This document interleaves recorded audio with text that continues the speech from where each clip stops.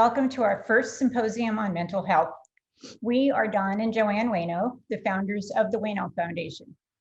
We were inspired to start the foundation due to my experience as an educator in the public school system. During my 30-year tenure as an educator, I had the opportunity to work with children with special needs who faced challenges accessing the mental health resources they needed. There were challenges with funding for mental health services, and there were not enough counselors available to handle the types of crisis children were experiencing. Oftentimes, the trauma children experienced was shocking and created lifelong challenges for them. Teachers, as a class of essential workers, are faced with tremendous burdens serving children without the resources they need to meet the challenges students bear. Our goal is to enhance access to the mental health care resources children and adults need. To reach that goal, we created the Uyeno Foundation to support more resources for mental health in the Southwest Florida community. We envision a future where mental health support services and education are accessible for all. Today, we'll focus on the mental health care challenges that essential workers in police, fire, EMS, our nation's military, and public defenders face. We are honored that Pastor Dennis Gingerich will moderate our conversation today. He is the founding pastor of Cape Christian Fellowship and has been a pastor for 42 years, with 35 at Cape Christian. He has served as police chaplain for 25 years in Cape Coral. We are honored to have Pastor Gingerich moderate such a distinguished panel. Please welcome Pastor Dennis Gingerich.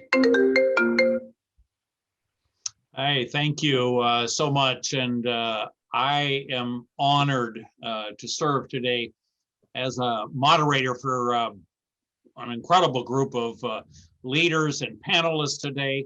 Our panelists today consist of mental health care professionals and some real frontline workers who've been serving in the trenches of care and public safety and medical front lines and legal front lines, all kinds of ways over the years. So we're going to start by diving into some very hot points surrounding the issues and invite you as attendees at any time throughout the symposium.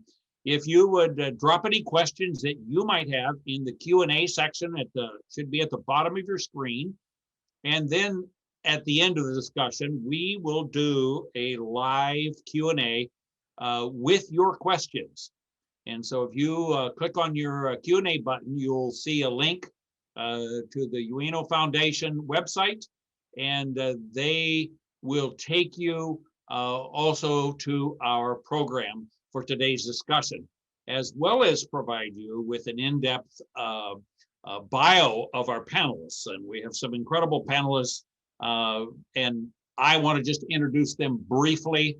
But the in-depth bio of their work, their accomplishments is clearly outstanding and something to be noted in this distinguished panel. So I just want to introduce them briefly. First is Kathleen Smith. Kathleen Smith is a public defender for the 20th Judicial Court, and she specializes in representing clients who particularly are living with mental health issues. And so we're grateful to have Kathleen on our panelist team today. We also have Sandy Cheetham, who's been an advocate for domestic abuse victims for most of her life and served in that capacity and working with law enforcement and so forth. Dr. David Hall is a registered mental health counselor with Peace and Meaning Counseling Services in Fort Myers, Florida, and in his former life, he was a medical doctor serving in the emergency department in medicine. And then we have First Lieutenant Dave Harrow. Dave is a flight nurse in the U.S. Air Force, as well as a flight nurse on Tomahawk with the Palm Beach County Fire Rescue on the east coast of Florida. And we're grateful for him as well. Dr. Amy Trout is with us today as a panelist. She's not only an instructor at Regent University, but also the director of Cornerstone Consultants, which is a nonprofit counseling and consultation center in Cape Coral, Florida.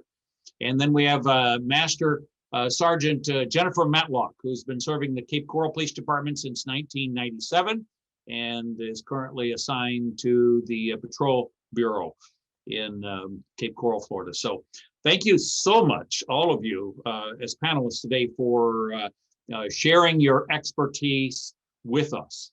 So I would like to get started in our program, and we've heard already from Donna and Joanne, and I want to just kind of set it off in the beginning here before we actually hear directly from our panelists. The focus is we're trying to bring attention to the issues and the challenges of frontline and secondary frontline trauma workers, all the things that they're exposed to, how it affects their mental health, the fight that often goes with getting treatment because of sometimes the stigmas and maybe lack of support for frontline workers that might be facing mental health challenges.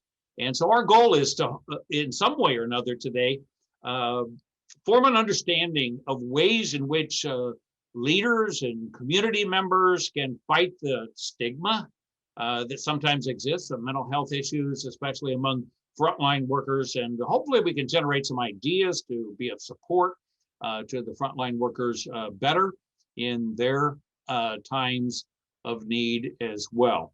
I think the question we're asking and the problem that we've identified as panelists that we're trying to address is the current state of affairs maybe among the mental health issues of public defenders, first responders, police, fire, paramedics. What's it like for them? How bad is it? How does their duty impact their mental health in ways that are uncommon to the average public and population that may not be in those areas? And because we know, if we stop and think about it, that the first responders are always at the front line, in the forefront of each incident or disaster in a community. They're the ones that ensure the safety and well-being in the care of the general population, but they, however, are in oftentimes great danger of being exposed to potentially traumatic situation that pose risk of harm to them or the people under their care. And what we see is that it constitutes, and what I personally seen as a police chaplain over the years, is the risk for emotional and mental well-being of the first responders, risk for stress, PTSD, depression, substance abuse, and even suicide. And I know the mental health practitioners among us certainly have served first responders, and they've shared that sometimes, particularly clients in law enforcement, with the political, social environment that we're now in, oftentimes they're expressing the law enforcement fears of maybe doing the wrong thing and ending up on the other side of the law because they thought they saw a gun, or they thought they were being fired upon, or any number of things like that. And I'm not sure if all of you that are with us today are aware of the fact that suicides and line of duty deaths among both police and fire, I don't know all the statistics, but I know the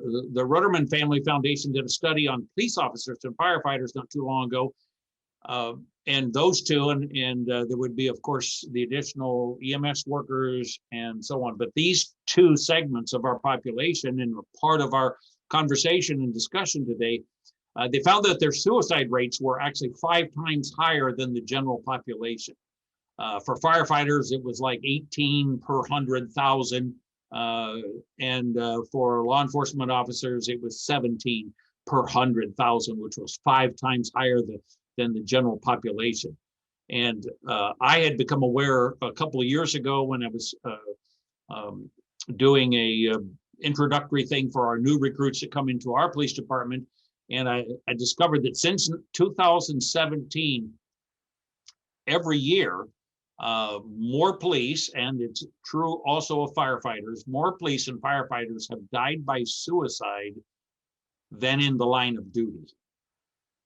And we are grieved oftentimes with the line of duty deaths that we hear about and see about, but the ones we don't often hear about are the fact that we have now superseded line of duty deaths by police officers and firefighters taking their own lives with all the stress and everything that goes on with it. And in fact, just even recently, I saw a note that in January, after the incidents and chaos at our United States Capitol in Washington, D.C., there were 2 suicides in the next couple of weeks of the Capitol police in the rest of January, in those next 2-week periods, who were in that environment, and there were 2. We don't hear about those things usually, but those are the things we want to talk about and be honest about today, and find some solutions. So we're going to turn to our incredible panelists right now and identify maybe some of the challenges of being frontline caregivers, the legal team. Sometimes we forget those, not those who are out on the street, but those who are the next step afterward. And we have Kathleen Smith here as the public defender's office here in our region of Florida here, and we'll hear from her in a bit too. But I'd like to kind of call on Dr. David Hall at this point, just to identify some of the challenges of being frontline caregivers and the struggles that are faced with the kind of intense roles that they have, and how their job strain can show up in life in maybe even unrelated ways to their work. What have you seen, Dr. Hall, in this? And maybe you could address that a little bit.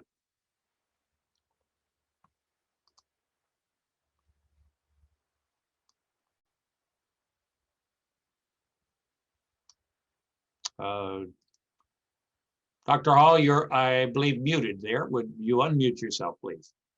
Yeah, of course. There we go. Thank you so much. Sorry. So I'm thinking about the people that we're addressing, you know, the law enforcement, firefighters, paramedics, EMTs, frontline healthcare workers, public defenders who are, it's interesting because public defenders, I think, I've never been one, but I think they're getting kind of what we'll talk about later is secondary trauma, knowing the facts of a case that can be very ugly. And then they're sitting in rooms with perpetrators and sometimes with innocent people, but sometimes mostly with perpetrators who they're sitting there and trying to assist, and face-to-face contact, and that can be stressful. So the common elements are face-to-face contact for healthcare, and for anybody who's on the scene of an urgent situation. It's dangerous, it's out of control. Exposure to, I'll excuse the term, body fluids that can be contagious. We're talking about COVID these days. I remember back when HIV came up and there was no cure for HIV initially, or no control of HIV infection. And so every exposure to every person was fraught with danger, personal danger. And then there's the trauma. It's, you know, in every situation, not every situation, but many situations, events happen that are completely out of control. And it turns out that trauma, we'll get into this later, but trauma is really about an event that overwhelms our own idea of who we are. So the police officer, the firefighter, frontline medical worker has a situation they have no control over, that they end up doing something, or something happens in which they feel that they're a failure. Somehow they betrayed themselves. They betrayed their colleagues, their clients, their patients, or themselves.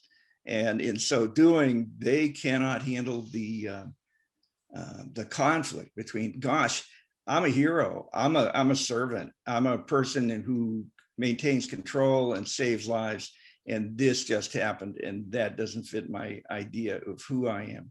On a very, very deep level, that creates a crisis that can't be resolved. They have long and irregular hours. I remember being understaffed and being called in on weekends. Every single weekend when I'm supposed to be off, I've got to go in and do a shift.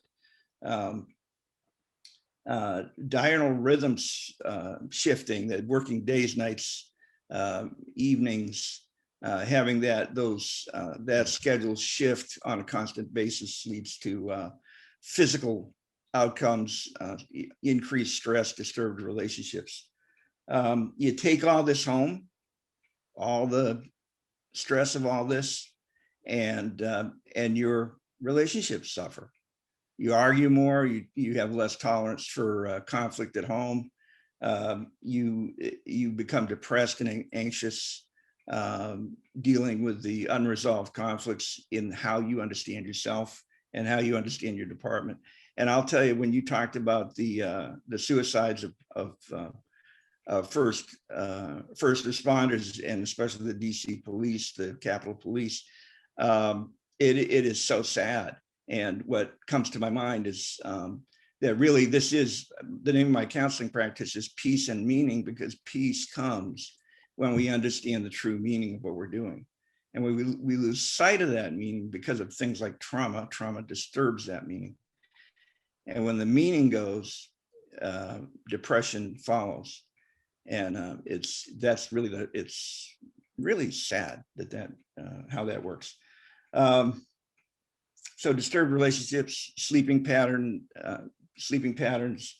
overeating, that's one of my problems, and loss of focus on what's important to me. You have time to take care of yourself, time to take care of your family, time to pursue the deeper meaning in your life. And everybody has that. Everybody has that desire to do something on a deeper level. And you can't do that when you're constantly stressed. So. Wow. Yeah. Well, thank you, Dr. Hall. It's a great start. And I'd like to take it actually to another one of our mental health professionals, Dr. Amy Trout. If you would define and maybe discuss some of the concepts. We've talked once or twice already about secondary trauma. Mm-hmm. And then maybe things like we hear these terms, but help us to understand exactly what they are. Compassion fatigue is another one, or this thing of vicarious traumatization. And how can we understand these things better, to understand the commonality of these experiences that are, our first responders are dealing with, and so forth in their professions. Okay, so when we think of secondary trauma, we're really thinking of anyone who's exposed to other traumatized individuals. And, sometimes symptoms can look similar to post-traumatic stress disorder, but, really just exposure to someone else's trauma can cause that secondary trauma effect. Compassion fatigue and vicarious traumatization are often used interchangeably, or also sometimes referred to as secondary stress. What those are hallmarked by is just a sense of emotional and physical exhaustion, and really a decreased ability to feel an incredible amount of empathy or compassion for others. So it's more of a sort of like, overwhelmed sense in our emotional life, in our physical life. And it, like Dr. Hall was saying, it really disrupts an individual's sense of perceived meaning and hope in life. It can cause this kind of cloud of experience to fall on top of them that's very hard to shake. You might feel jaded or cynical, and that's not your normal way of operating. So in frontline work, the entire line of work, I think it's really important to remember the whole line of work is exposed. Every individual is exposed consistently to people that are in trauma situations, even if they themselves aren't being traumatized specifically, but there's the possibility that that we all carry with us the weight of the work that we do. And that's really what we're talking about when we're talking about being affected by trauma on a secondary level. Yeah, thank you, Dr. Trout. We can't get by without talking very specifically about how COVID has impacted our frontline workers. And I would think you as a public defender, Kathleen, an attorney, where you're working in the almost that secondary trauma frontline workers, your team of people that you oversee who are trying to help those who are going through trauma themselves and dealing with all of that. Can you talk about that in your experience? How is that impacting people, when they're facing the trauma of other people in your team? Yeah, sure. I can talk about that at great length.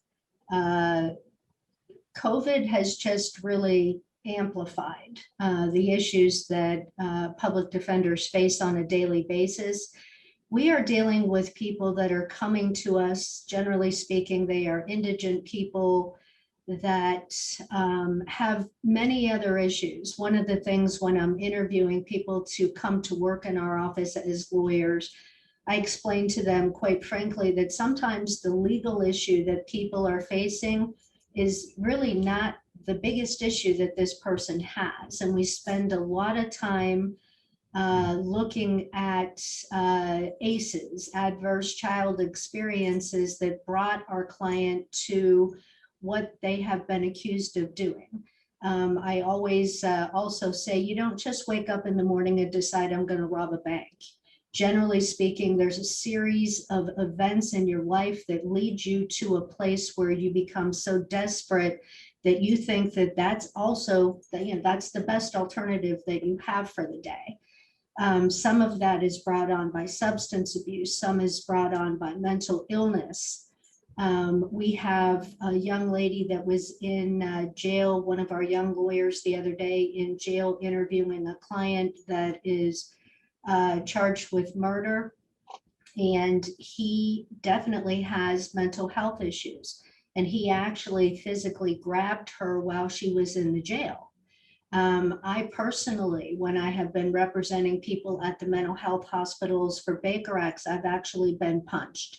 There have been counsel in a courtroom, in a court of law, where we are sitting next to our clients and the clients will just reach out, and one person got punched in the face. Another person got spit on by their client. There are so many traumatic issues, and we're very forgiving people because we know that these people are in desperate situations. I would say at least 60% of the people that we represent have substance abuse, mental health, or both, or co-occurring. We face high caseloads, we face uncovering, and when we go to interview somebody in jail that's been charged with a very serious offense and they know that they're looking at a long term in prison, we're trying to unpack what led them to that day. So when they go for sentencing in front of the court, we can show the court that this is just not an evil person. Here's what they experienced all through their life. I will talk in particular about maybe a case where we have somebody that's been abused their whole life, and these types of cases have happened where ultimately they will kill the abuser. That still has a punishment in the court system unless the person is actively coming at you at that point.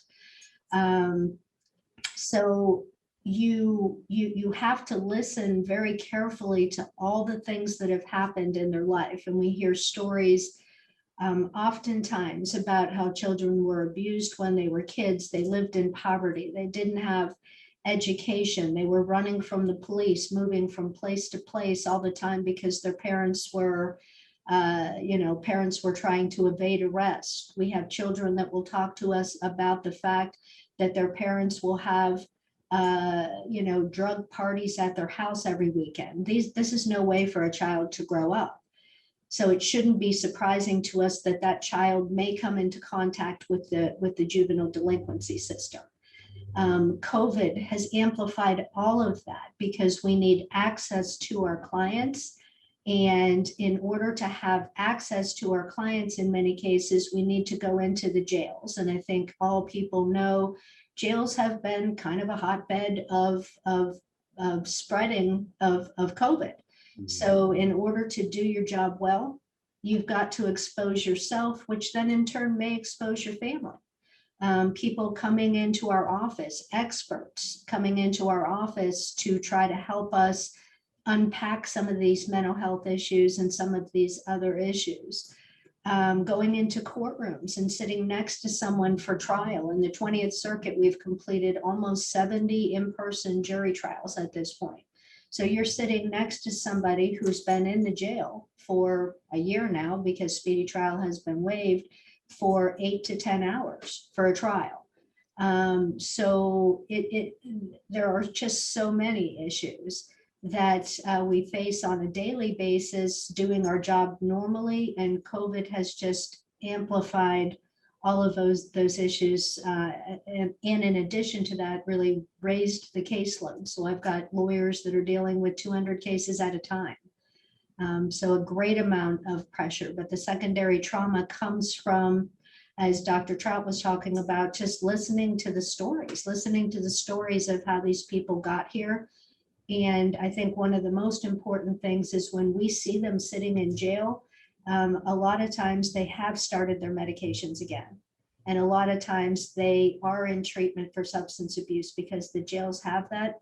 So what I'm reading in a booking sheet, as opposed to what this person is accused of, and the person that I'm talking to in jail, they're not the same person.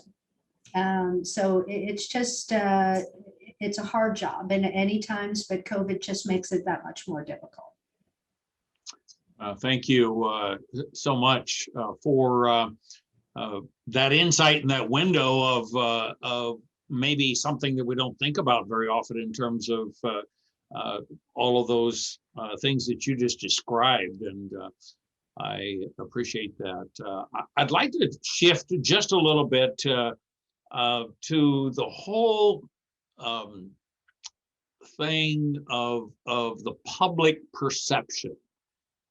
There's a public perception of police, of fire, paramedics, public defenders, and so forth. And we have them here on our panel included, frontline workers, let's face it, oftentimes in these kinds of professions are viewed in turn as supermen, superwomen, also as villains sometimes because maybe of a mistake that was made under intense pressure or just the way the circumstances unfolded. And we look at our frontline folks as indestructible oftentimes, and a lot of facing significant challenges, so on. And I'd like to turn to you, Master Sergeant Jennifer Matlock.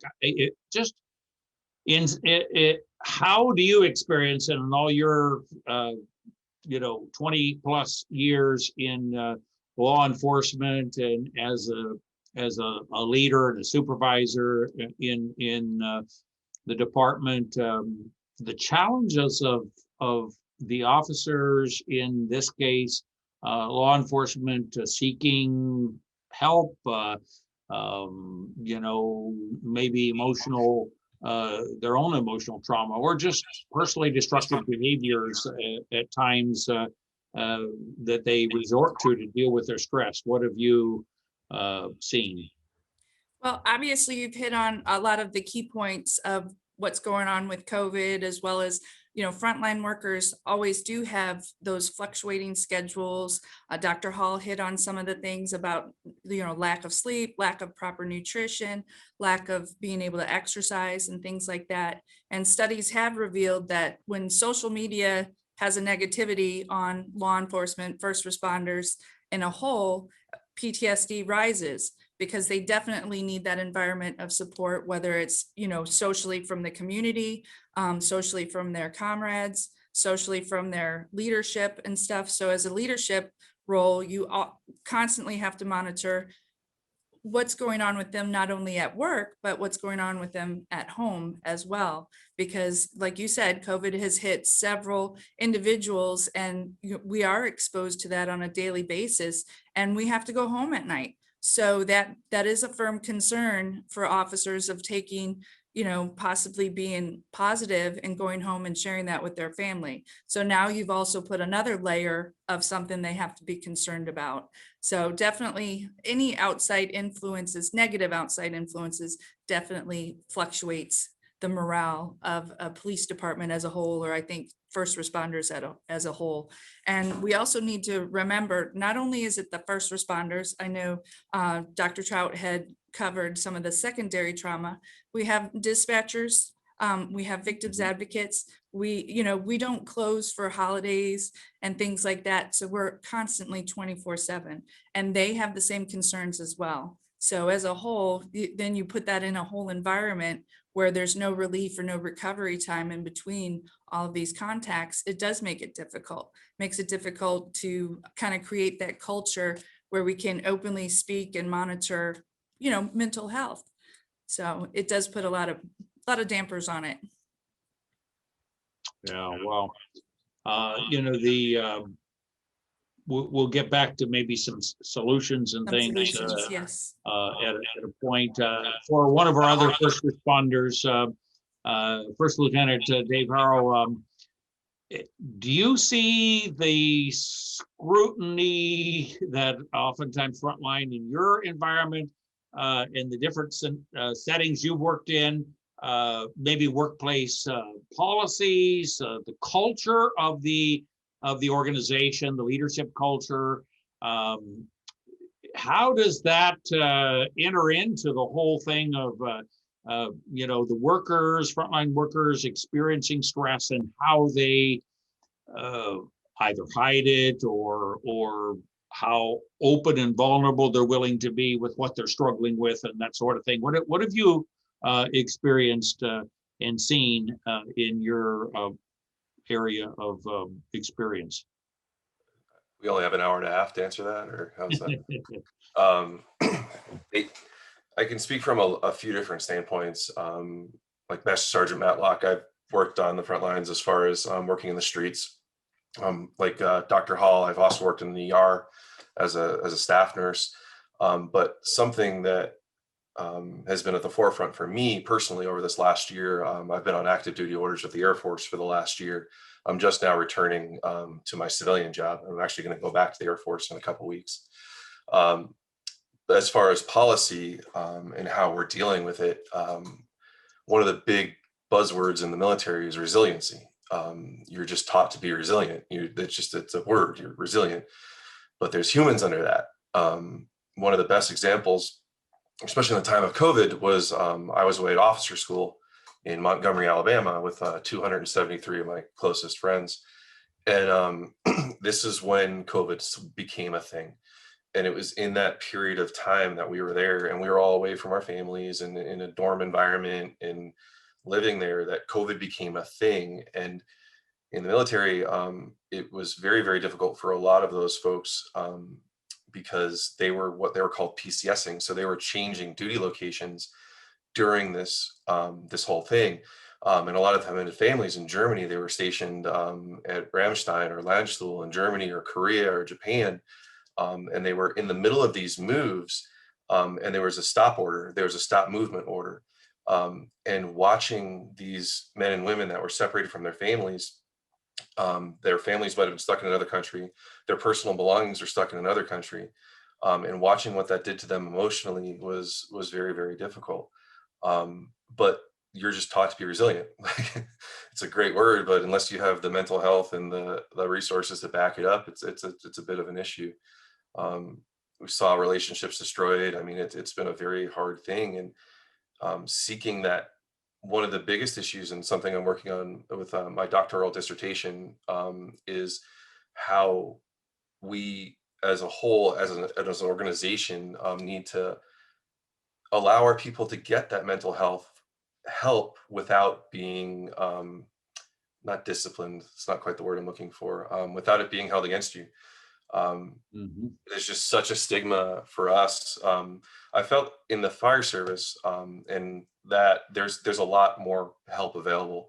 I feel, for me personally, and it's not really held against us. Whereas in the military, if I go to them and I say I have this issue with such and such, I could be grounded. I could lose my ability to fly. And for so many of us, that's a very, very big thing. It's our identity. That's what we do. So because of that, so many people are unwilling to seek that help. Or one of the things that I'm looking to research more is how can we do these online mental health assessments every single year. That's part of our flight physical. How can we be honest in those without it being detrimental to our careers? Can they be separate? Can you seek mental health assistance without it being affecting your entire career, or you're losing your ability to fly and do your mission? And so that's kind of, I know it's a bit of a tangent, a bit of a thing, but that's very, very relevant though. Yeah. I've observed that same inner conflict, as a chaplain in the our police department, the same kind of battle internally. If I let somebody know I'm struggling, what will that mean? Will that put me out of the running for a promotion? Will it, it's all of those internal things that and it's a challenge in any of the services you described, and thank you for your service in military and in fire, and I appreciate that, and I appreciate your honesty, and I'm looking forward to your research, what you're finding in that. I think it'll be helpful. And then it was already mentioned just briefly by Master Sergeant Matlock about the social media aspect of that. What's going on in the political realm, the social media realm, in terms of the tones that are out there toward first responders, and how that impacts people when there's social political movements and campaigns and all the stuff, and that we see nightly on the news and the social media, where everybody can comment on everything. Sandy Cheetham, how have you observed the media and all that stuff impacting first responders? Would you give us some thoughts about that? Well, I think it's greatly the way the media perceives and brings out to the public. I see so much negativity in it that everybody can see, but I also see so much missed opportunities. Do we get more help for the support for the police department, for EMTs, for their emotional well-beings by being so negative? Or do we, when the media handles things so negatively, it doesn't cause officers to step back and review how they're doing emotionally. It causes everyone to be defensive. That's what I see, and no one benefits from it. What does management or the community or the police officers or their families, what do they bring out of it? What do they get out of it? We just tend to look at officers differently. Or EMTs, we put added pressures to them. what I wish that we would do is we could do something to have mutual interest for all parties. Why did it happen? What we can do, what can we do to make police officers or EMTs careers or law, public defenders careers more balanced emotionally for everyone. So that, I've worked with it with back when I worked with programs where I would be interviewed and I would do a community program and the media would take it and they would spin it completely different, that it would come back as something, let's say I was doing a training for judges for how to help a victim, and they would just spin it completely out of control, that the judges would look bad in that circumstance. And I don't find any good out of it. Of course, none of us do. And it causes leadership to be more defensive. It causes the police officers who already, when they go out there, they have so much hypervigilance in their workforce. They're taught tactically to survive, and they're not getting the emotional support or help that they need.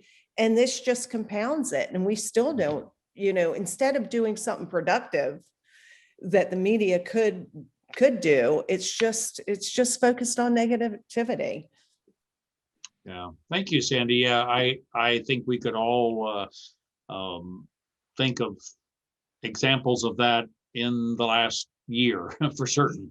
It's been an ongoing challenge, and examples of where it just becomes a detriment to everyone of us, including the general population. It becomes a detriment because we don't, we second guess decisions that are made, or we put everybody into the same category of one bad decision of some individual, and we put the whole department into that category, or any number of things. So yeah, thank you for that. And so as we look at how do we get a hold of helping our first responders,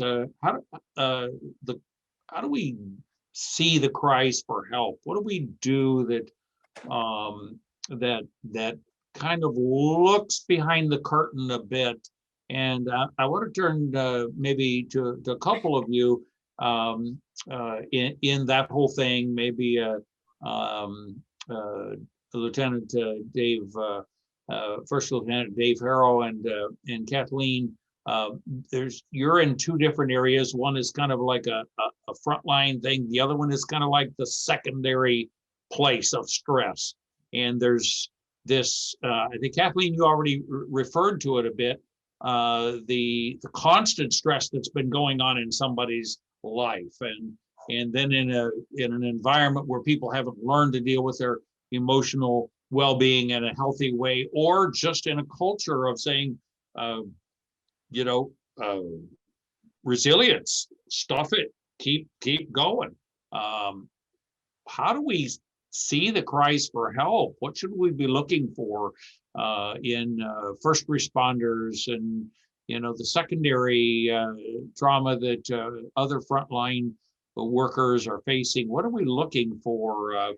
And what could organizations, policies, human resource administration, what could they be doing from your perspective to help us see these warning signs and change this need to try to hide the inner trauma that's going on in someone's life there? So Lieutenant Harrow, do you want to take that first? And then Kathleen, if you would also give your perspective, please.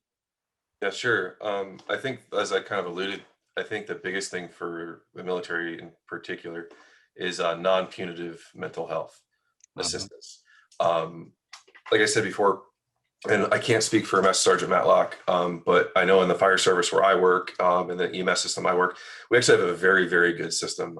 We have mental health counselors on staff If we need help, we're given that help, we're given the time off, we're given the resources, and you go right back to your job, or you don't need time away from your job. The biggest issue for my squadron and aeromedical and flyers is that we are removed from flight status. There's very, very few of us that went into the military for the awesome pay and benefits. We're doing that because we believe in what we're doing. Like, I'm there because I want to do the mission. So how do I identify that? So I'm an officer, and as an officer, as I'm sure Master Sergeant Matlock can explain, we're responsible for our people, and knowing your people, and just knowing what their struggles are, what they're dealing with at home, some of the other things that are going on in their lives, not to become too intrusive, but recognizing those signs of the people that you're entrusted to lead, and as a result, protect. And I take that very, very seriously. There's been a few people that my airmen, my junior airmen know that they can text me, call me, and these are, we talk to them all the time, and try to get them the resources that they need. Unfortunately, sometimes outside of the military, because of that stigma that's attached with our particular field and our particular profession, which is wild because we're all medical. And it's the struggle that we're dealing with. It's very interesting. I know Dr. Hall, I think, talked about compassion fatigue, but it's a real thing. And I'm watching some of these young airmen getting what they call short notice orders to go to Germany. They're getting 48-hour notices to go to Germany for 6 months for a COVID deployment. I don't know if you can imagine what that does to a family. Pregnancies and families and graduations and birthdays, and I mean, your world is turned upside down in 48 hours. So what do we do to support them? Within the military, we have what's called within the Air Force, every squadron has a first shirt. And the first shirt is typically a very senior non-commissioned officer. And their primary goal is to look out for the welfare of their squadron and their people. And then your officers and your senior leadership are going to, again, look after their people as well, and look for those flags, try and get those resources. And we talked about the research that I'm looking into, and the stuff that I'm doing. It's very, very hard to change the course of a very large ship. It takes a long time, but it has to start somewhere. So where do we go? Thank you. Kathleen, you want to add that from your perspective in the environment you work in? Sure. We rarely will take somebody out of a courtroom because of stress. During COVID, that has become a little bit more prevalent. If I have some people that are so apprehensive about catching COVID because of the closeness that they are to other participants that are in the courtroom, my primary job obviously is to look out for the rights of the client. And if I feel that they are too hyper-focused on the COVID issue and that they're not devoting enough time to thinking about what they're supposed to be in trial, temporarily we may reassign that case to somebody else, but they're never penalized in terms of long-term or demoted or anything like that. We recognize the problem. We deal with, we've got social workers that are on staff to deal with our clients, but also they could sometimes pull double duty by listening to some of the concerns with our employees in addition to that. And I've got just a fantastic HR department that can get people to the counseling that they need to go to. The state of Florida has something that's referred to as employee assistance program, which is free to people. So if they need those types of services, they are anonymously sent to those. I think in a normal year that's not a COVID year, I try to check in with my new employees at a 6-month interval. Since COVID, I'm doing that monthly with my new employees, just to make sure that I'm not seeing signs of crack or stress. I'm not sure if it is well known, but the substance abuse and mental health issues for lawyers, not just in the state of Florida, but as a profession, they have some of the highest rates with doctors of alcoholism and those types of things to kind of stuff their problems down.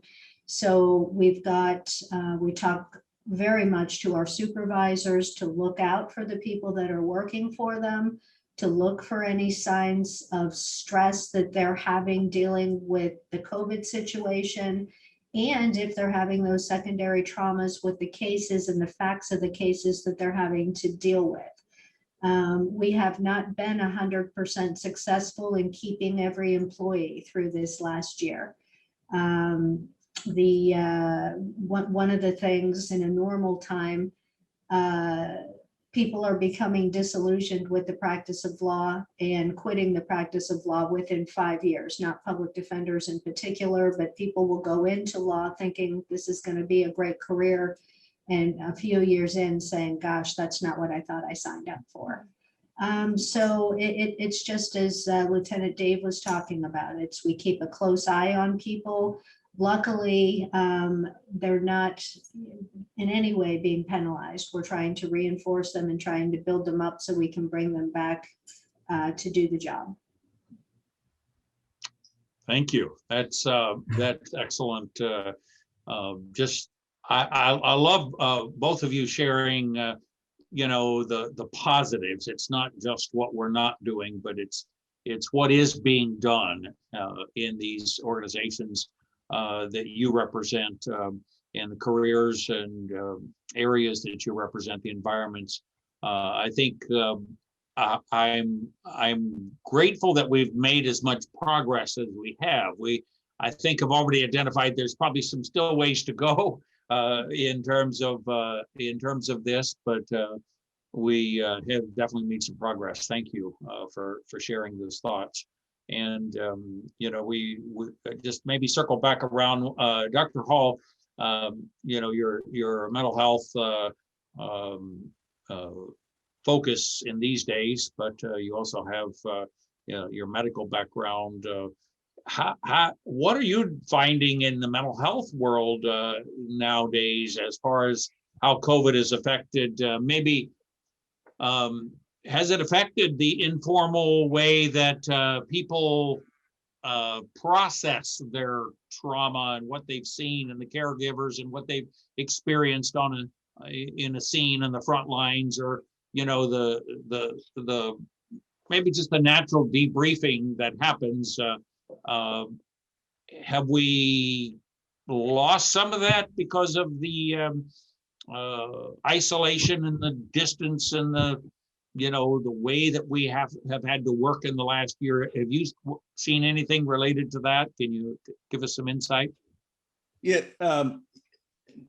this is developing. These thoughts are developing as we speak. The input of the other speakers really helps. Dr. Trout actually spoke about compassion fatigue. And I'm remembering how we dealt with compassion fatigue when I was an intern and resident in training. And it was the quiet comment under our breath to a colleague inches away. No mask, no social distancing, able to say these things in privacy in the middle of a busy room with lots of people. Only one person would hear it because we're that close and that quiet. And the form it took, because it came from compassion fatigue, it was cynicism. I mean, we lost our compassion and started to make cynical comments. And it's a form of venting, and it's not. It's healthy because it is a venting process. It's unhealthy because it leads to a pervasive sense of cynicism. And while it's a lifesaver in the moment, over the long term, it degrades the environment.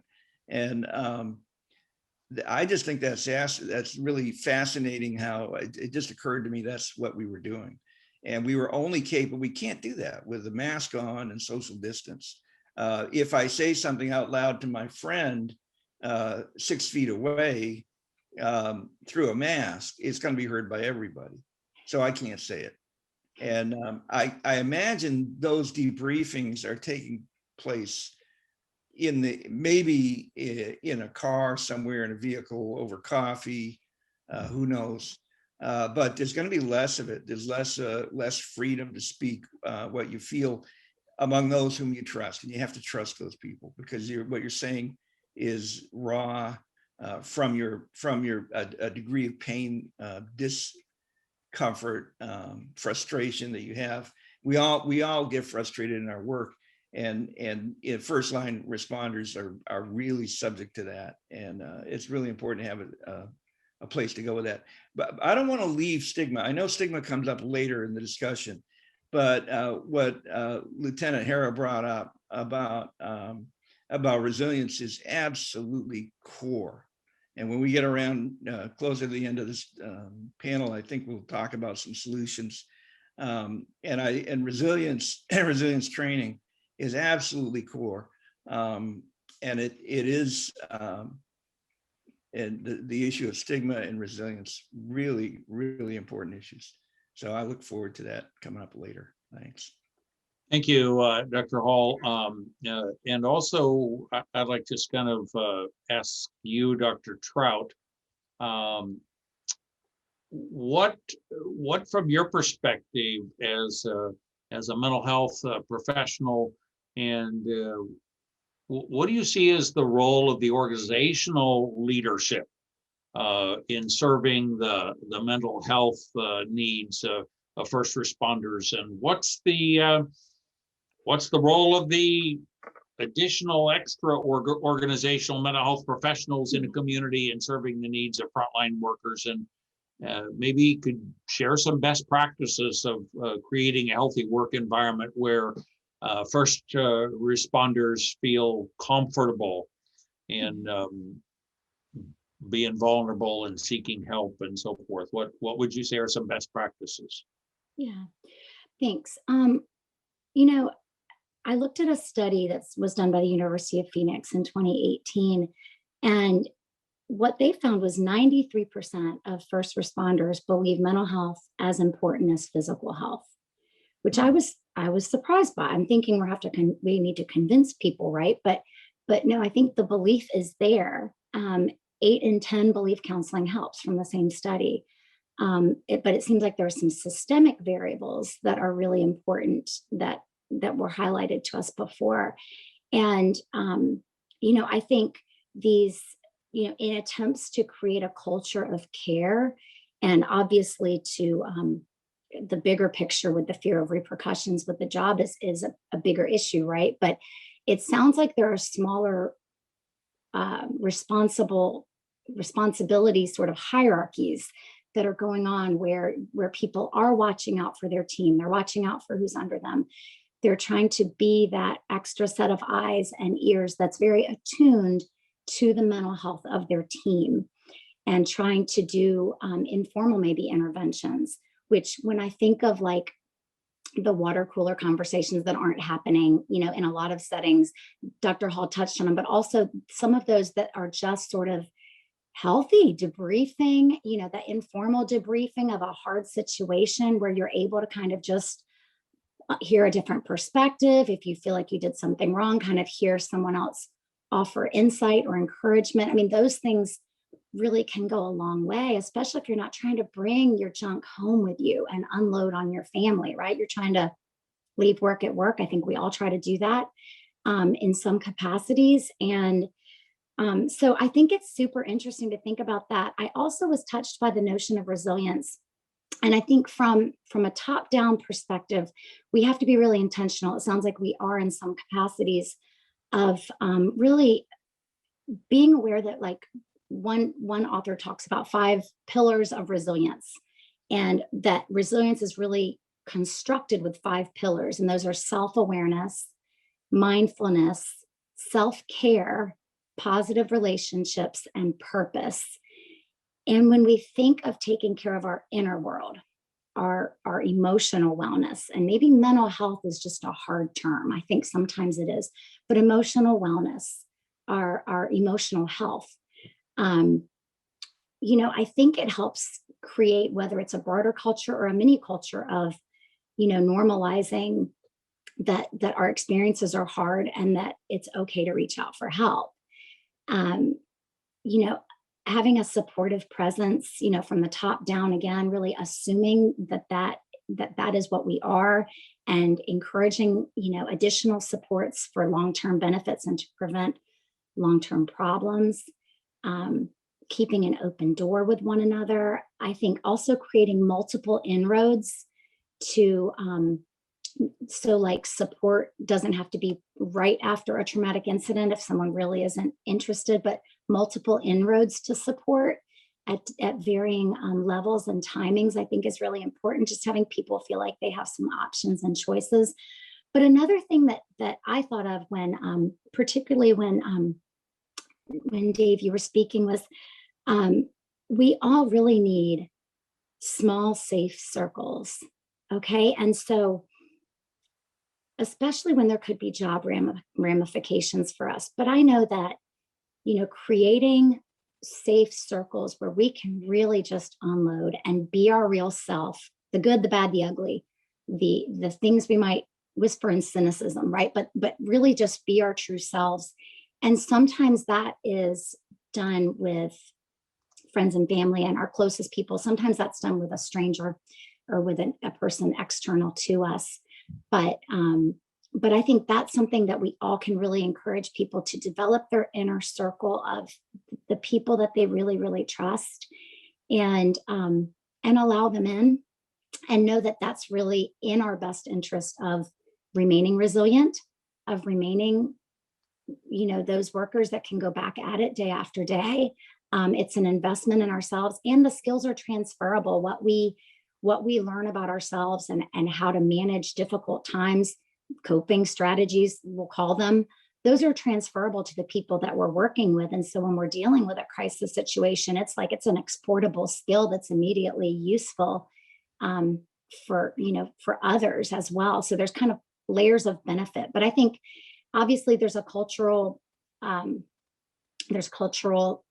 systemic shift that probably needs to happen. But in our subcultures underneath maybe some systems, I think those are the recommendations I would have on that topic. Thank you. That's helpful, Dr. Trout. I appreciate that. And before I have Master Sergeant Matlock just share a bit more from a perspective of law enforcement as a leader of a team and so forth, I just want to remind all of you who are attending this symposium.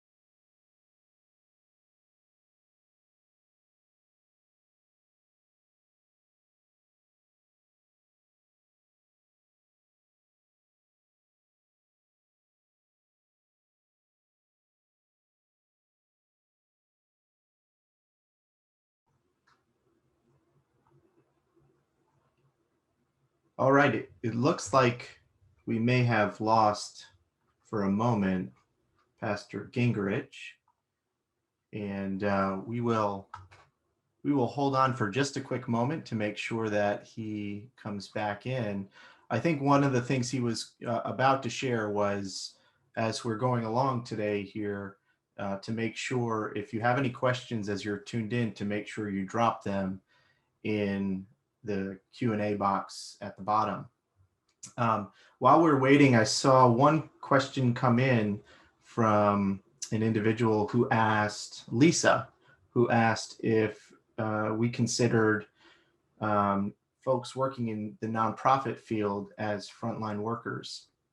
And I wonder if Dr. Trout, you might be able to talk a little bit about that and share some thoughts about social services and folks who are working in the front line of social services as well.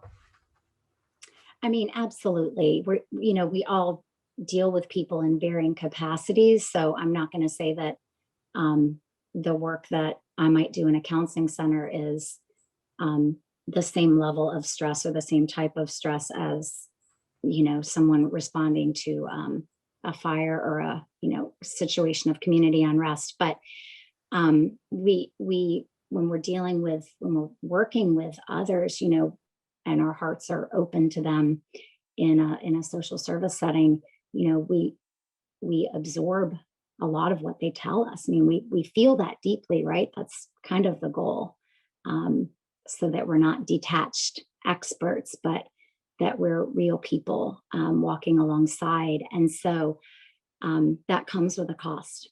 It's a great honor to walk alongside of others through, some of their deepest moments of pain, but the cost is heavy, and we can carry that with us. I'm sure, everyone in this room has things that we will never, ever forget that we've heard or seen. And in my field, it's typically what we hear rather than what we see. And so definitely we are open to some of the same situations of secondary stress, though it's typically in a different format. Yeah, good question. Okay, so we got word from Pastor Gingerich that the internet is down where he is at entirely. He is trying to join us again. You'll have to forgive me. I will try to fill those big shoes here to get us through to this. But so anyways, we'll jump right into the next section. So one of the things that we've talked about here is that stigma is the main issue that keeps frontline workers from getting help. It's the additional stigma they feel from peers to peers. And I think we talked about that already from Dave Harrow. He was sharing some thoughts about kind of the stress that's involved with coming forward and sharing some thoughts about or feelings with mental health issues and how it might impact your job. What can be done to help reduce that stigma? And I guess I'll go ahead and ask Dr. Trout about that again, and then we will continue to jump in and discuss this. Sure. So, I mean, we've talked about several things here today, and I think I just kind of put them into a category of three main hurdles. We have the hurdle of the image of strength with frontline workers, and they are strong, they are resilient. No one's going to contest that, people choose these jobs because they have the ability to do really hard jobs. So, they bring hope, they bring protection, should be able to handle anything, sort of that mentality that they place on themselves and maybe that others place on them as well. The reality is anyone can be affected by role stress and strain and trauma. And, it's especially true for those that are doing a line of work that puts them really in the forefront of traumatic situations. The second hurdle I've identified is shame. And, anyone can feel as if because they admit they need help, they feel that they're letting others down, or they're weak, or they're unable to accomplish what they need to accomplish. They feel like maybe they should be able to do it. That internal sense of shame is a big one. And I think we need to work on deconstructing shame and helping, maybe we reframe what is strength, kind of going back to that resiliency idea. Like one of the ways we build resilience is by self-care. And so by deconstructing what strong is, sometimes strong is being aware of where we're weak and where we need reinforcement so that we can heal and grow and strengthen and become even more resilient in those areas that we've addressed. And then I think, maybe even with that shame, thinking about, emotional fitness or emotional wellness, maybe that feels a little less stinging than talking about mental health.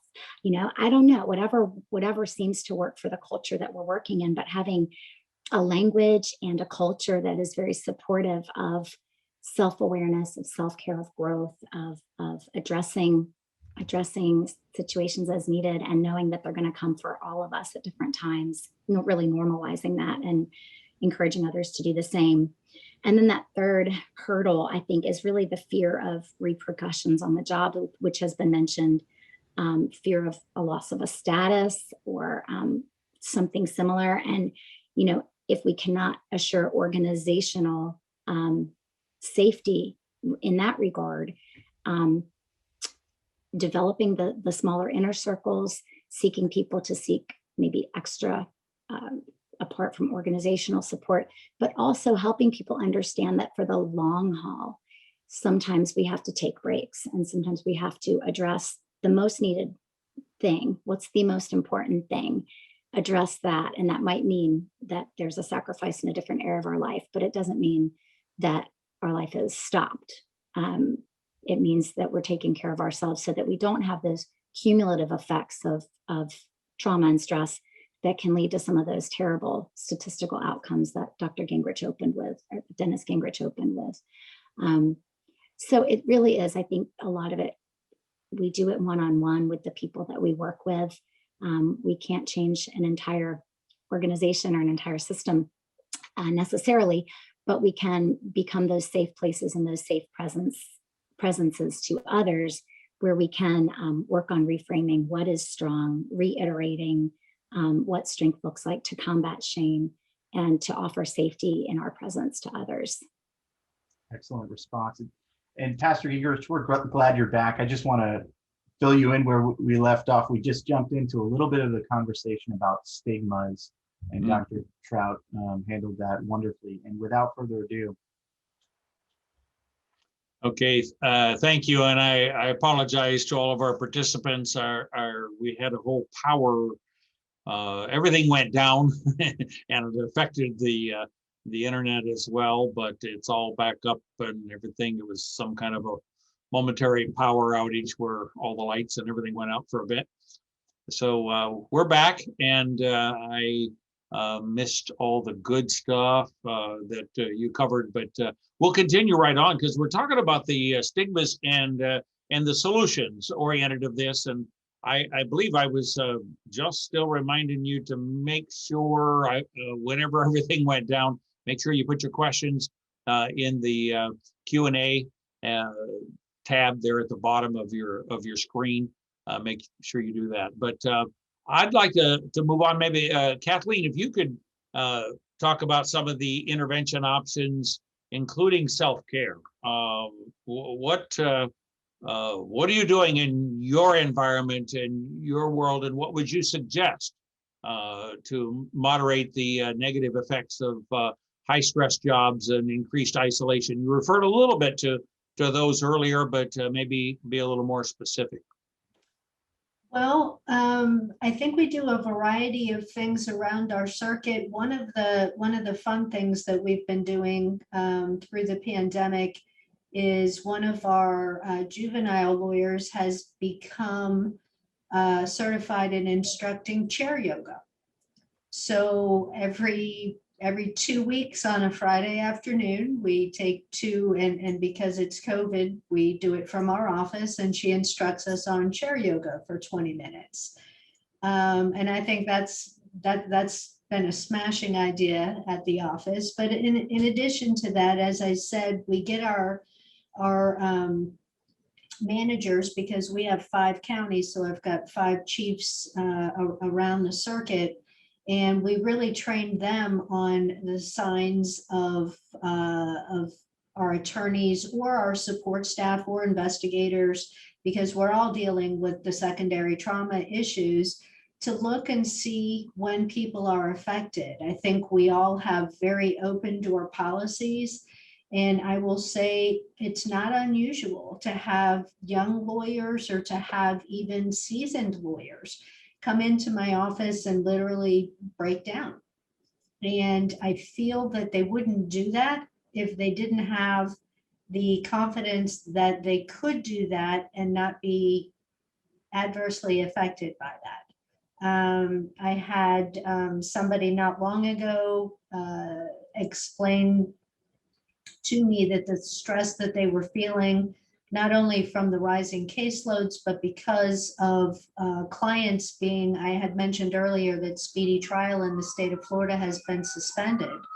So what that means is that if you are in custody at this point on any crime, not even just a high-level crime, but many low-level crimes, you have no ability to get out of jail at this point, unless you either go to trial, which are very limited at this point, or you plead to something. And we have clients that are pleading to things that they are insisting that they are not guilty of, but they are pleading because they are so desperate to get out of custody. So, so much of that impacts our lawyers because they are very empathetic people.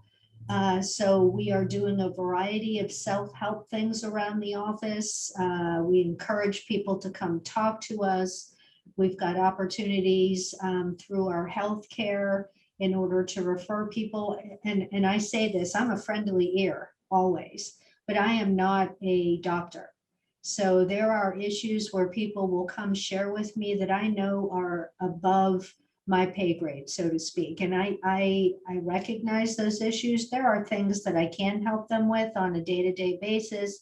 I can be the vent for them. I don't ever turn somebody away that wants to vent with me about a bad day. But there are some issues that I hear that go well beyond just a bad day.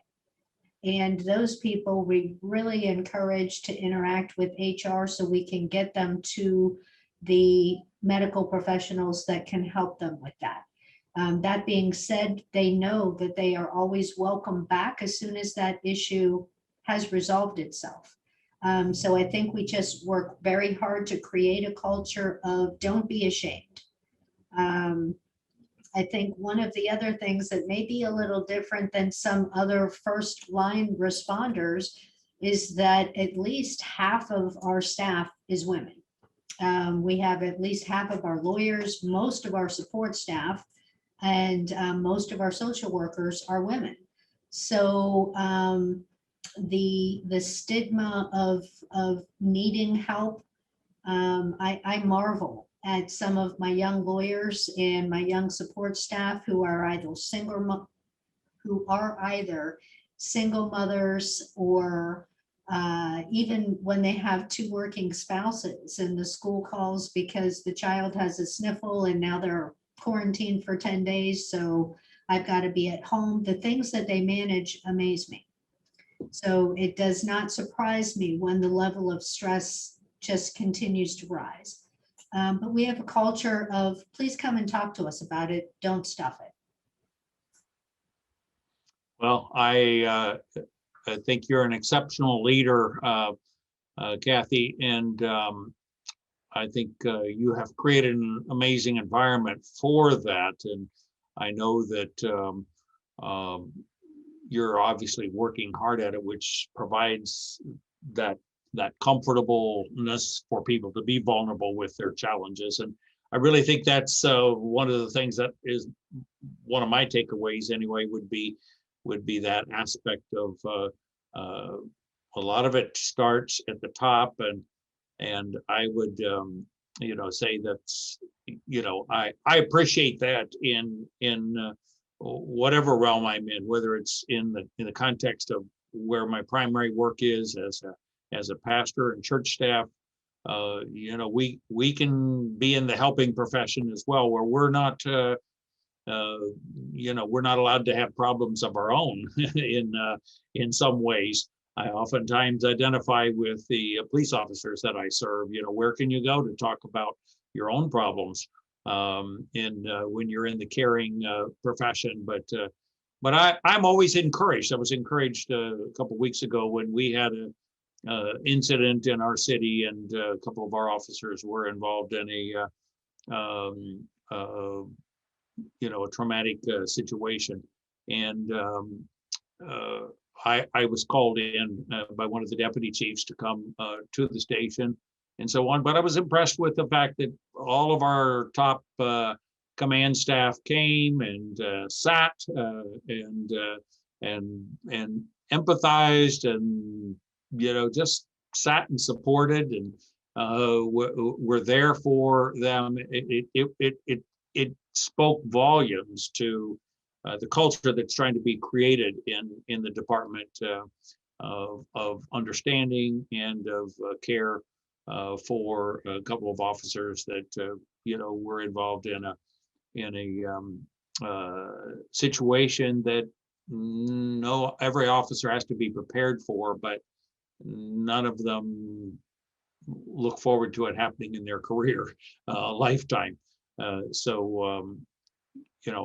think we see that in a lot of places, a movement toward that. I'm hopeful. I hear great things, and when I see what some of you are already doing, we certainly have some ways to go. Maybe Sandy, you could talk a little bit about what are some of the types of programs that you've seen. You worked in the environment of another setting, another state too. We know that the basic training that helps a firefighter or a paramedic or a police officer or military public defender, they all get the basic training of the execution of their duties and what needs to happen for them to be successful in their line of work as a caregiver and as a protector and as a medical person, whatever it might be.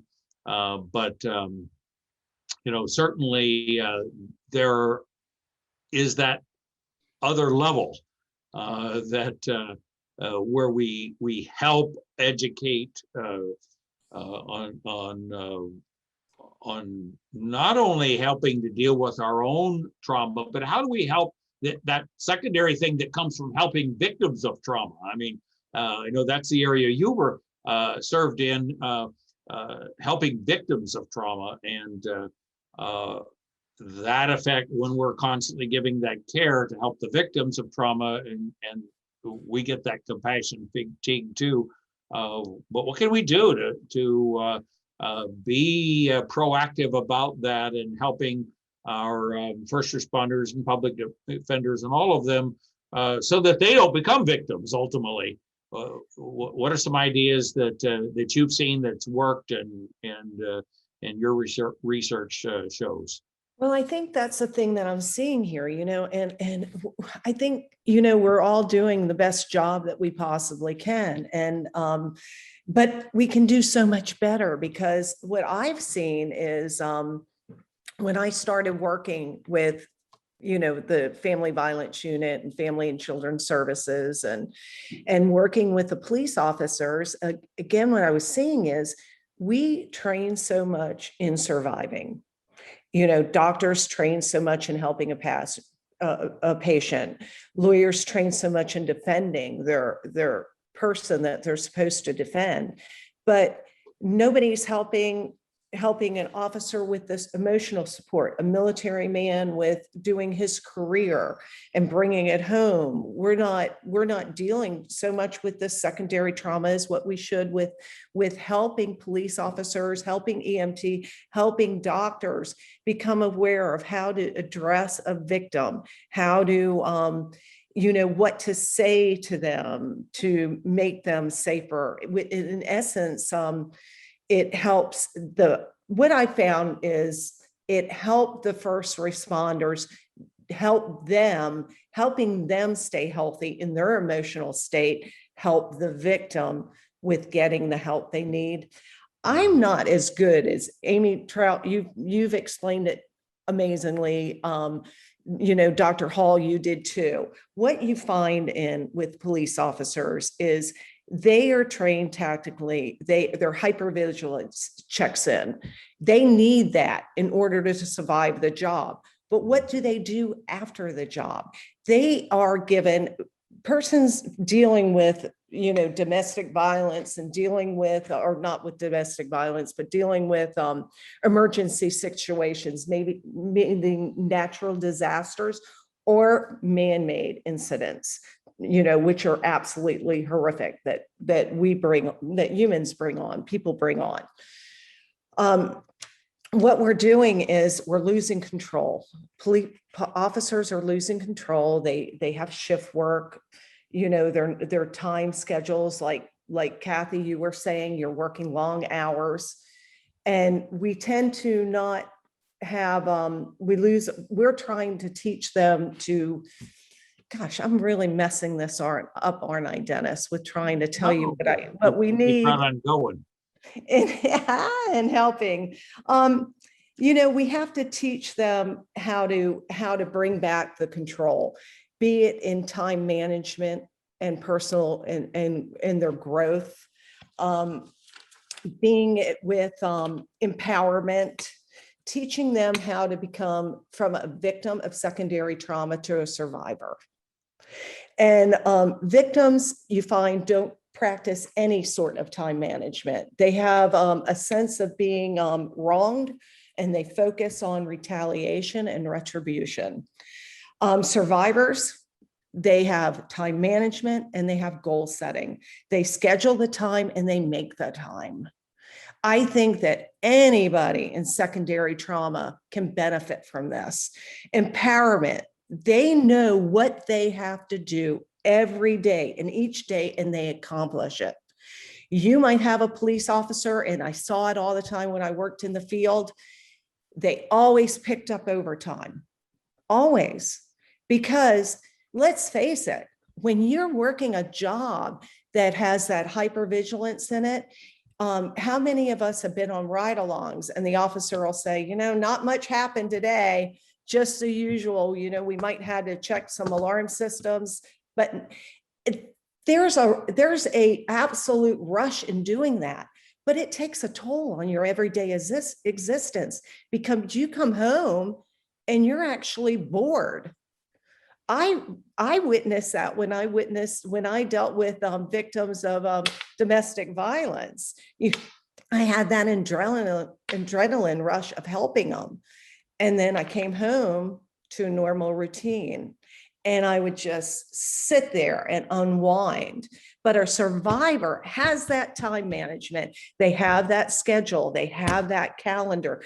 They make their personal life a priority. And that is what we need to teach victims of secondary trauma. We need to teach them the physical fitness. We need to make them sure that they control their financial well-beings. That is what you recognize in a survivor of secondary trauma. They have multiple roles in their life. They're an available friend. They're a spouse. They are deciding to survive. They are going to get through these incidents. And we have to want to do that. And we need to be given the tools to do that. And instead of focusing on all the negativity that our society might bring to a police officer, like, how many times have we been amongst our friends and we've said, yeah, they just, they come to the side of their car and they just stand back and they don't interact. They're really rude to us. They're not being rude. They're in that survival mode to survive an incident. Otherwise, they're not going to be going home to their family and friends. How many times do we see certain people in the same field? They're hanging around with their same people in their career because they're reliving that hypervigilance that they're doing every day in order to survive. We need to teach them how to end that cycle, to go home and know how to interact with everybody normal days. We have to be positive role models with others. Kathy, the things you've said, really, you're doing it. You're doing that. And we need to provide a reality check about what's normal under the circumstances. Peer support programs are very important and very vital in any wellness program.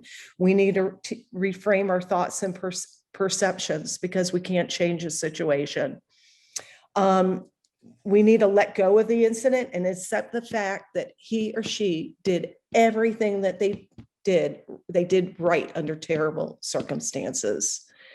No matter what we tend to do, we can't let it get to us. We have to try not to.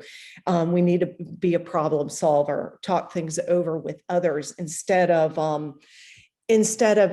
taking it in, because the past on things that we see, they're always going to come up in the future. We need to know that we can't control certain things, but the things that we can't control, that we can control, we need to decide that we are going to control it.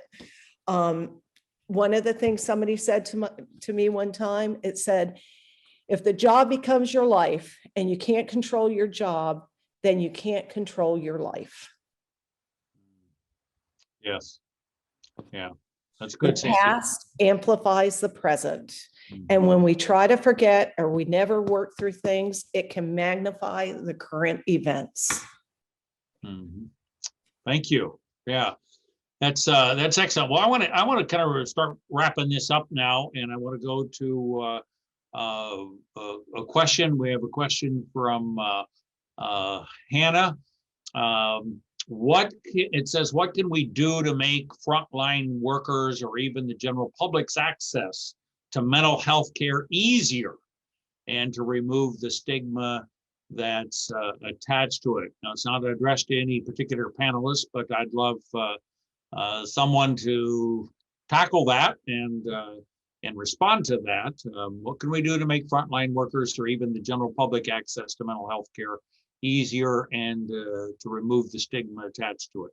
I think we've been giving some answers, but there's maybe something a little more precise that someone has to offer. Just a thought, and I think Dr. Hall can probably speak to this more just from a different perspective for the public.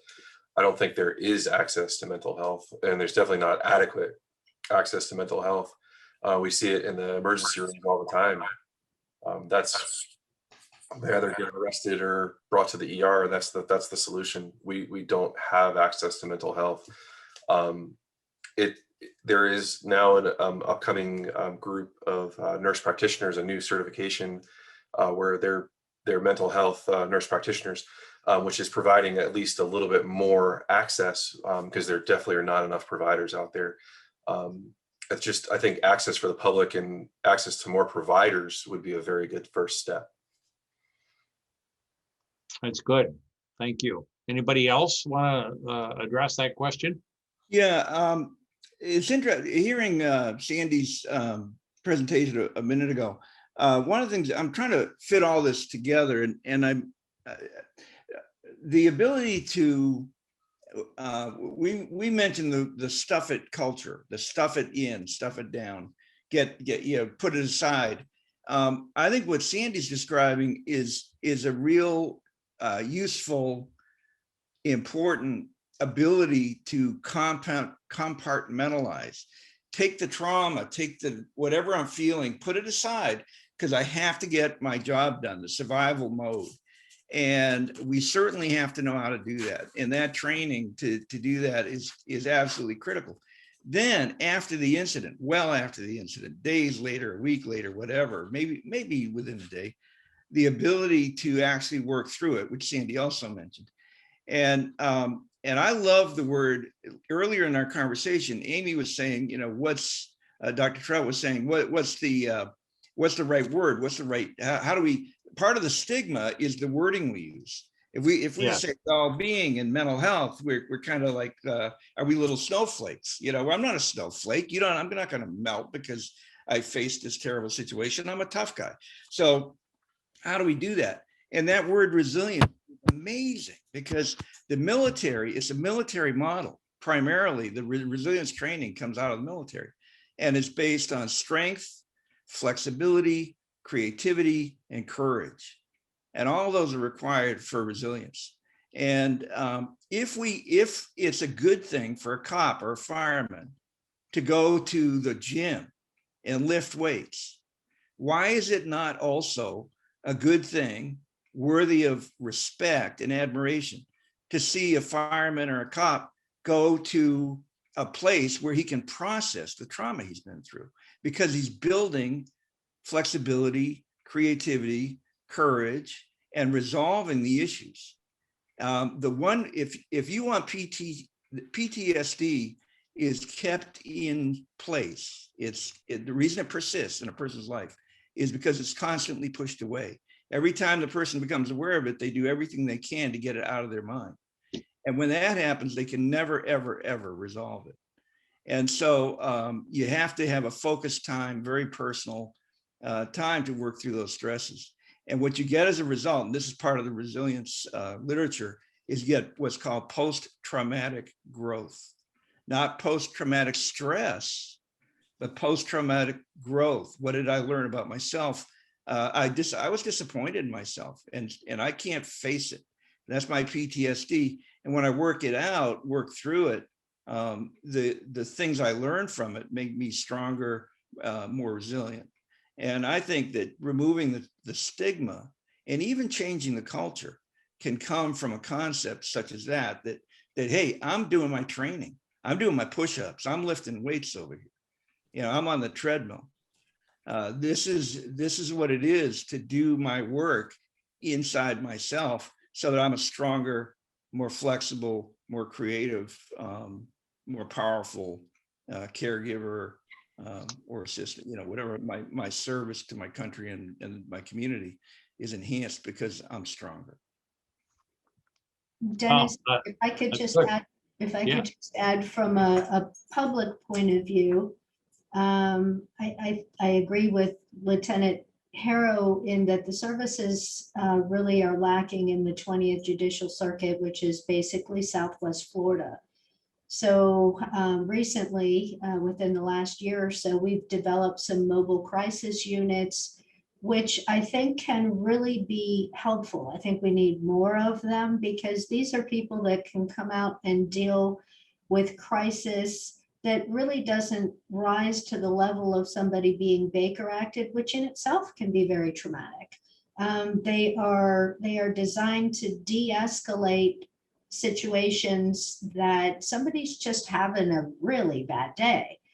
I will throw out some kudos to our law enforcement with the continuation of crisis intervention training for our law enforcement officers. I don't think it makes law enforcement officers feel good to take people that obviously have mental health issues to a jail setting where they are not going to get any treatment whatsoever because Sheriff Marcino will be the first to admit that the jail is not a treatment facility.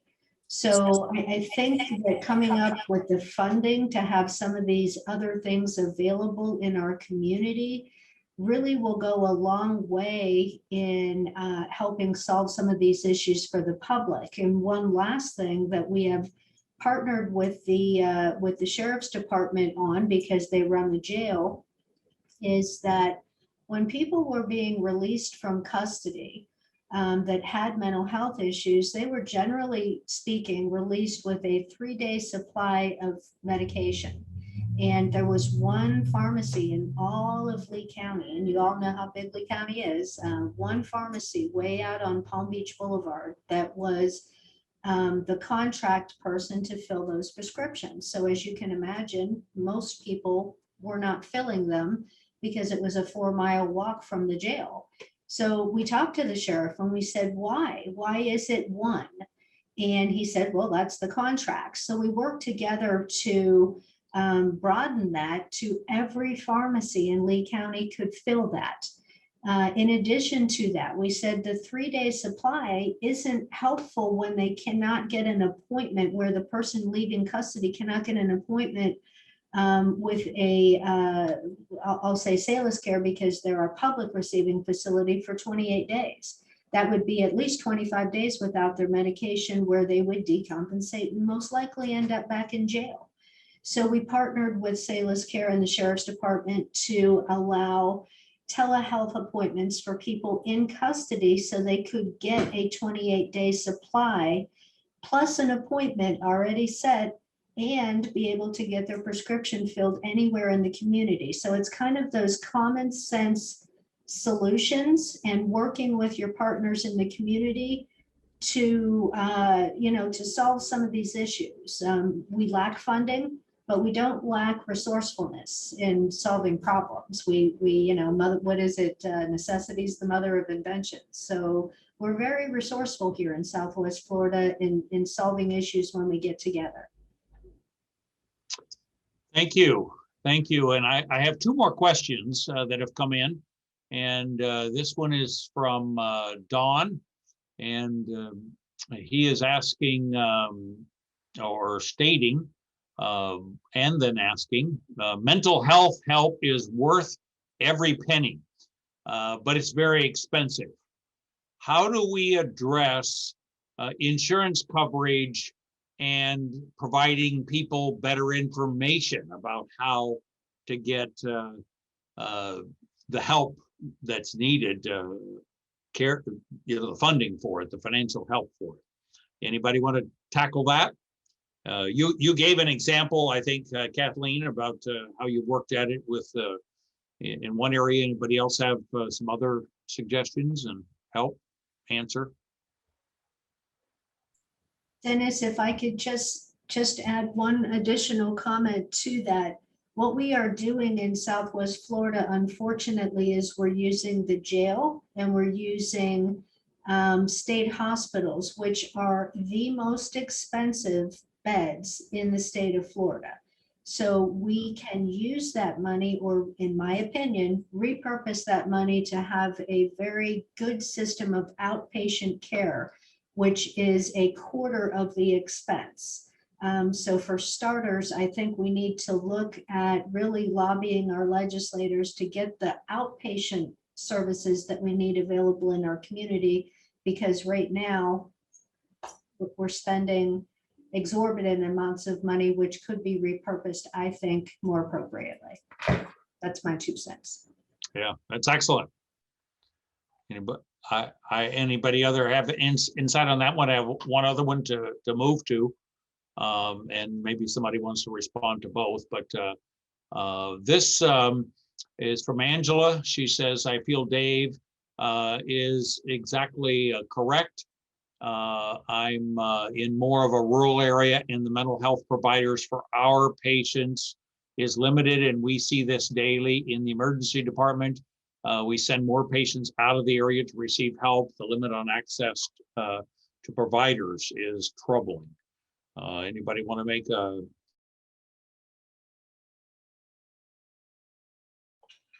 As kind of talking about it earlier, when you go to the doctor nowadays, more than likely you're going to see an NP, a nurse practitioner, or a physician assistant.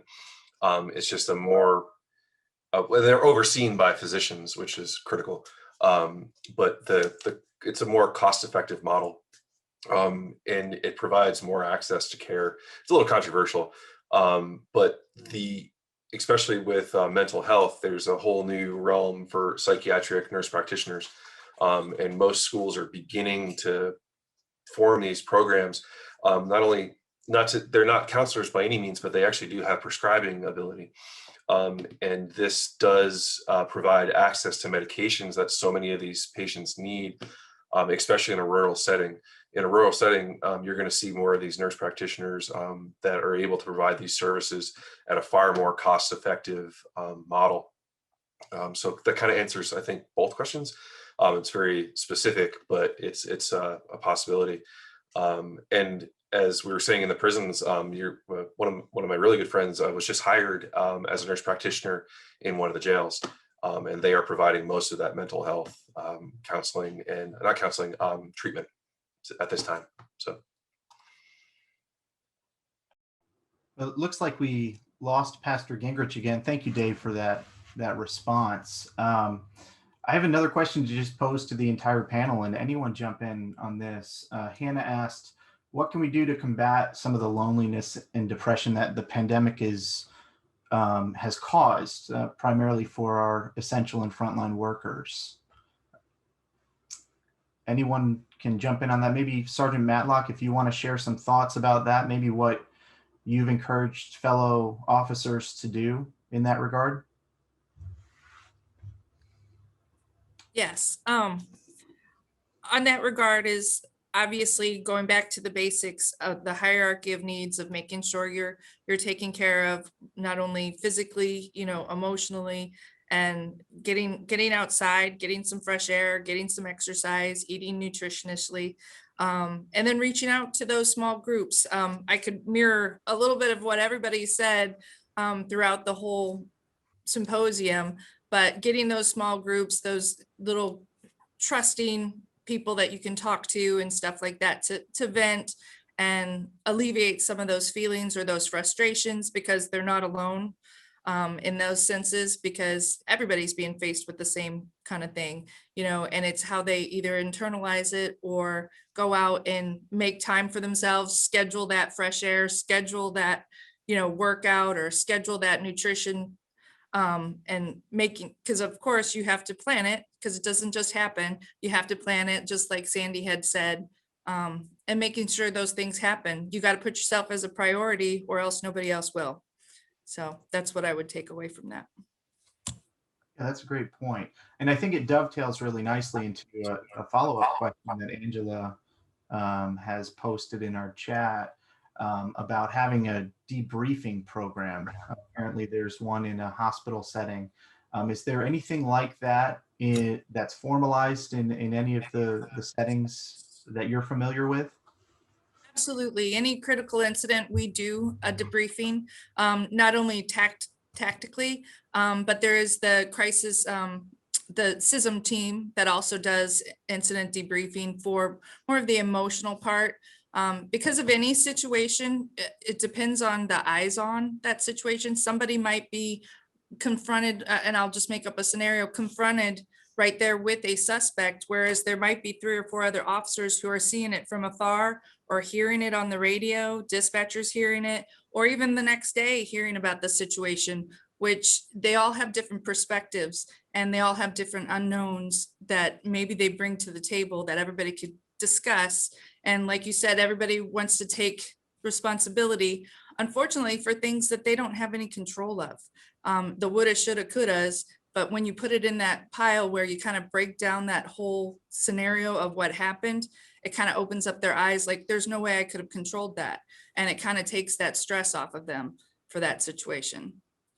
Yeah, that's a great point. I really appreciate that. And I think it really kind of turns us right into where we'd like to land the symposium this morning, with some questions about what can the general public, what can anybody do to support our essential and our frontline workers as they face some of these challenges of being continually confronted with secondary trauma and the impact of dealing with helping and supporting people while doing it through these really tough times with COVID. I'll put that out to the group. How can people help support? How can people jump in and get involved and back up the good work that you're doing?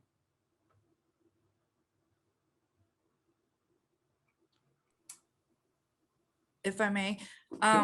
Well, I think we've hit on a lot of that, the social media, obviously getting to the facts, waiting for those situations to evolve enough for either leadership to share the information to the public before they jump to conclusions about a situation. And again, looking at all sides, you know, in law enforcement, especially this long, there's the truth, there's this guy's version, there's this guy's version, and somewhere in the middle, there's the truth.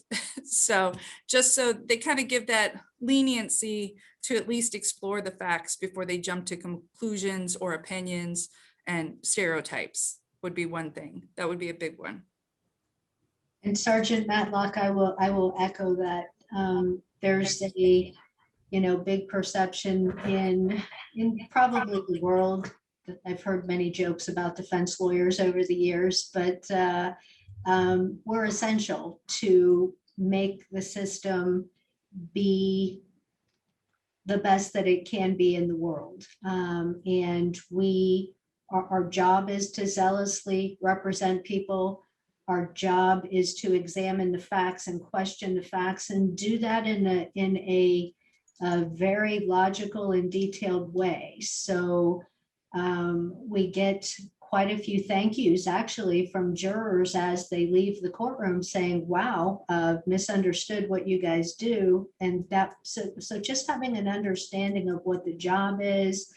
I know when I see military people, I say, thank you for your service. I've said that countless times to our brothers and sisters in law enforcement as well. But just having a general level of respect for the fact that we have jobs to do, that we're trying our best. I can't remember who was it that said it today, but we're all out there doing our best.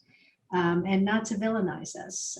So that I think it's those little thank yous that really kind of lift you up for the day sometimes when you most need it.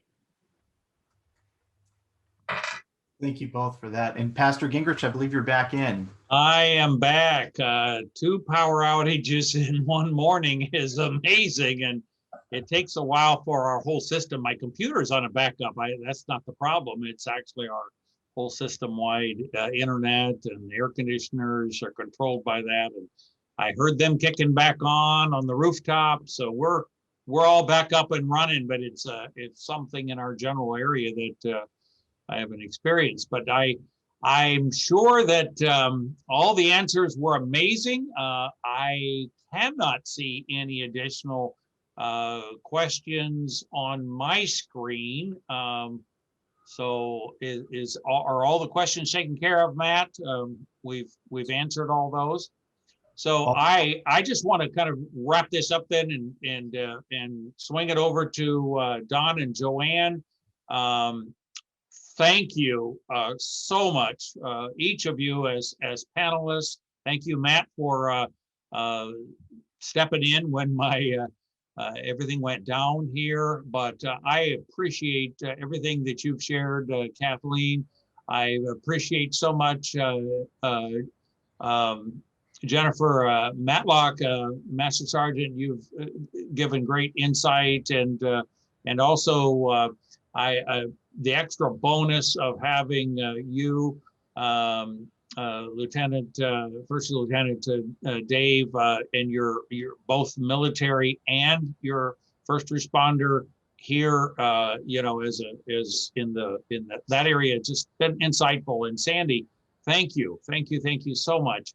We appreciate your insight from a point of working along with officers in domestic violence and so on. You've contributed a lot. And also for Dr. Hall, our 2 mental health experts, and Dr. Trout, you guys are amazing. And you've given us some great things to think about and some good solutions and answers and insight and so much. So I'm going to take it back to Joanne and to Dawn to share kind of a closing and some of the next steps that we want our participants to be aware of. Well, thank you, Dennis. We'd like to thank the panelists for their time and expertise, shining a light on the mental health care challenges essential frontline workers face.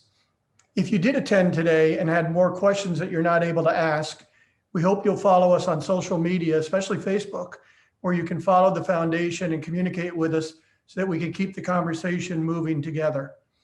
Additionally, we're excited to announce that the Uyeno Foundation's grant application process will open on May 1st.